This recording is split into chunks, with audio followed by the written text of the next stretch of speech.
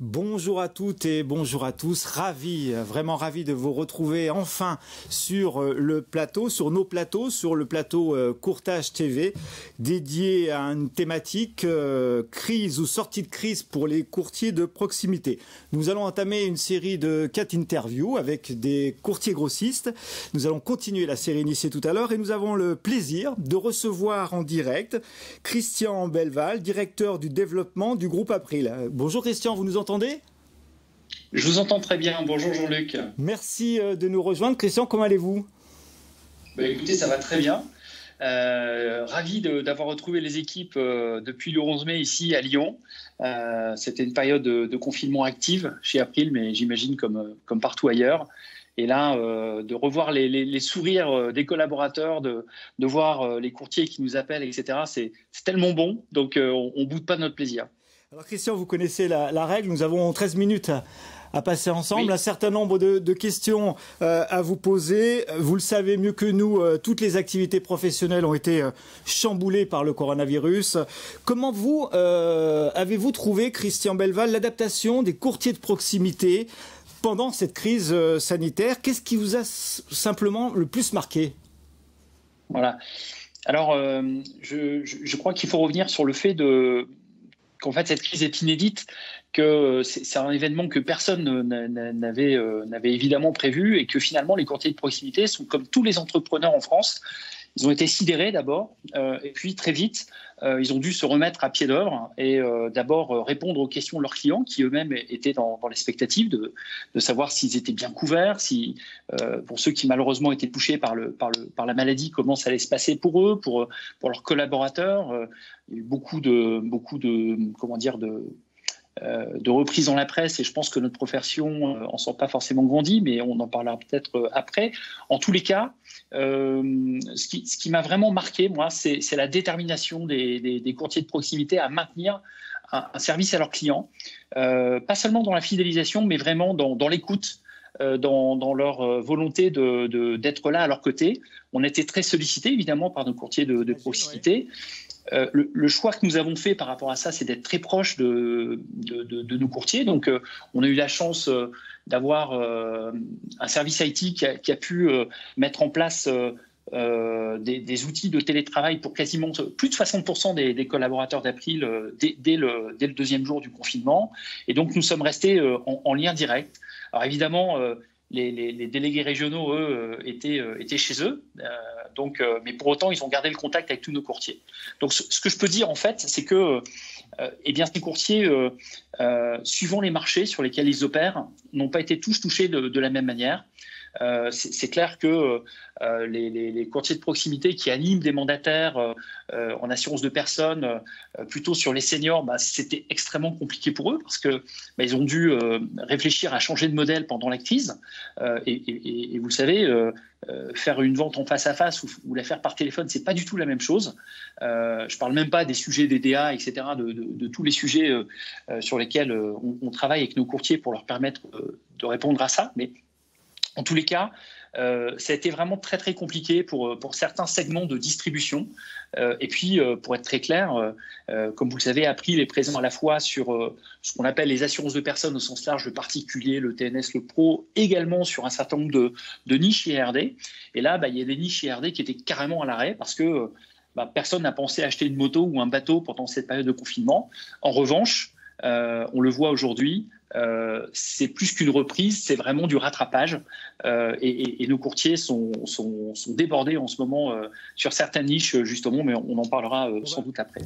Tant mieux, donc des situations très hétérogènes, si j'entends bien ce que vous me dites, Christian, en fonction des risques assurés ou des populations ciblées. Vous avez évoqué les aides ou le soutien apporté aux courtiers de proximité. Qu'est-ce que vous en pensez de votre côté? Je suppose que vous avez été très actif auprès de vos courtiers de proximité.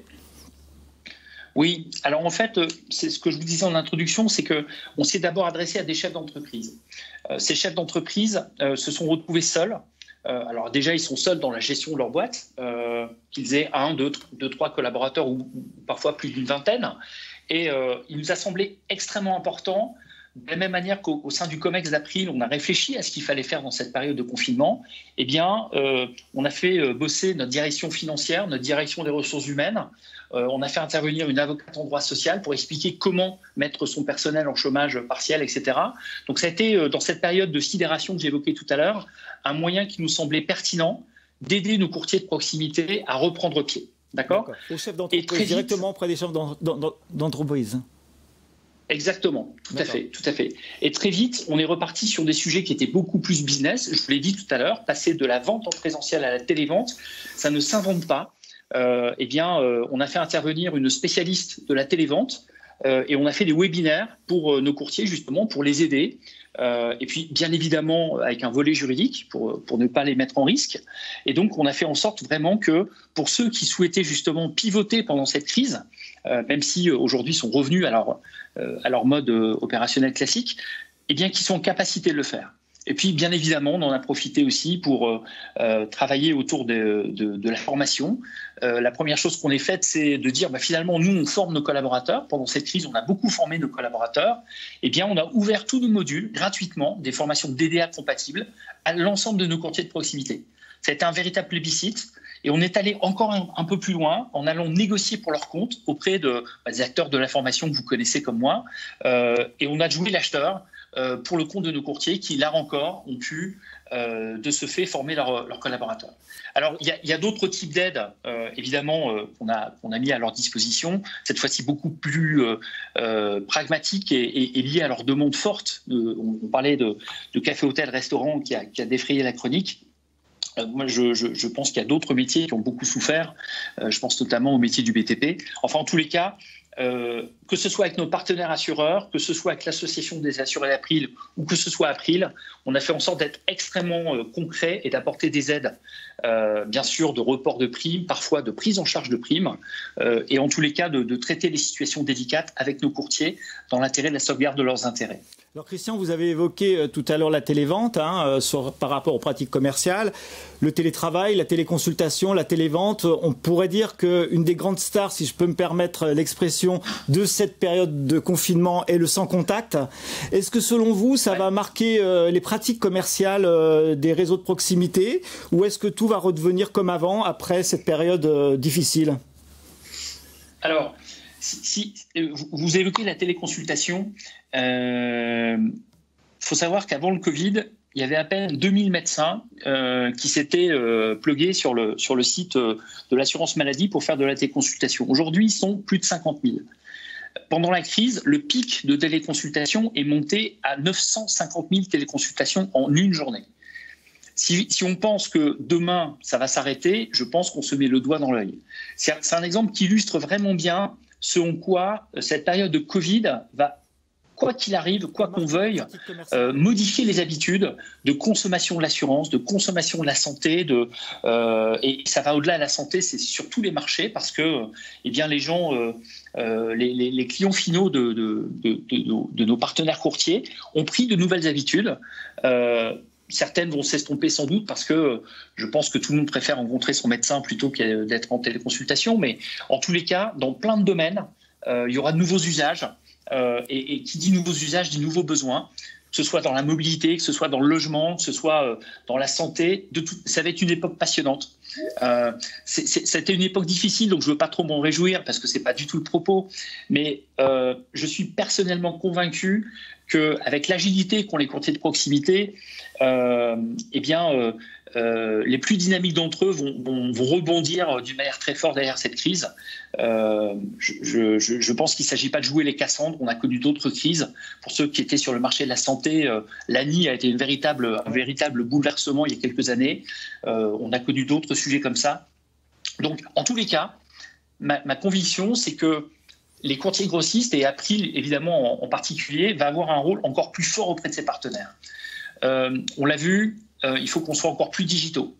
On l'a vu, il faut que nos offres soient encore plus fines et le devoir de conseil des courtiers va s'en trouver encore grandi. Je suis persuadé que,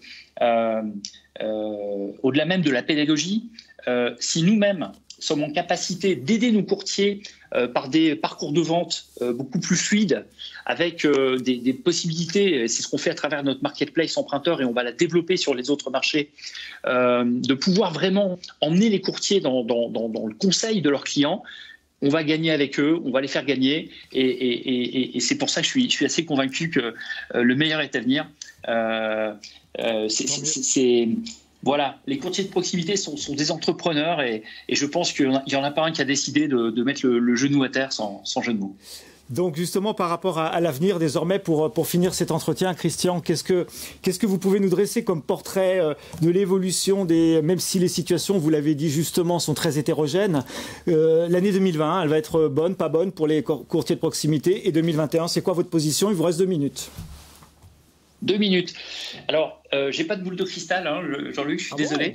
Je pense que il y aura sans doute des courtiers qui vont se dire bon, bah voilà, moi j'ai fait 30 ans, 40 ans de carrière, c'est peut-être le moment pour moi de vendre mon cabinet. Il y aura des courtiers qui, au contraire, vont dire eh bien, c'est peut-être le moment de faire des acquisitions. Il y aura des courtiers qui vont peut-être pivoter leur modèle. On a eu beaucoup de contacts avec nos courtiers pendant cette crise. On a fait des groupes de travail pour voir un petit peu comment, justement, ils envisageaient cette reprise et comment on pouvait les aider dans cette reprise. Et bien, certains d'entre eux sont en train de réfléchir à changer de modèle, à se dire, bah voilà, moi j'étais 100% présentiel, eh bien je vais garder le présentiel parce que je le fais bien. Je le fais bien dans mon département, je le fais bien dans ma région, mais je vais sans doute mettre un petit peu de plateau, je vais sans doute avoir des équipes de vente en télévente, etc. Et quoi qu'il arrive, je pense que le courtier de 2021 sera le courtier augmenté. Je pense pas qu'on aura des puces dans le cerveau, et j'espère pas en tous les cas, mais le courtier qui va marcher en 2021 sera celui qui aura pris le meilleur du digital et le meilleur du conseil, que ce soit en présentiel ou pas en présentiel. En tous les cas, c'est celui qui va vraiment développer son devoir de conseil qui va remporter la mise en 2021, et on sera à côté de lui parce qu'on veut vraiment aider nos camarades sur le marché et sur le terrain. C'est ce qu'on a pu comprendre, Christian, que vous avez soutenu et aidé les courtiers à se poser les bonnes questions et surtout à les résoudre. C'est le sentiment qu'on en a en vous écoutant. Merci pour ces 13 minutes d'interview avec nous. On vous retrouve très bientôt et merci encore. Ne nous quittez pas, nous nous retrouvons dans 2 minutes. Merci Christian.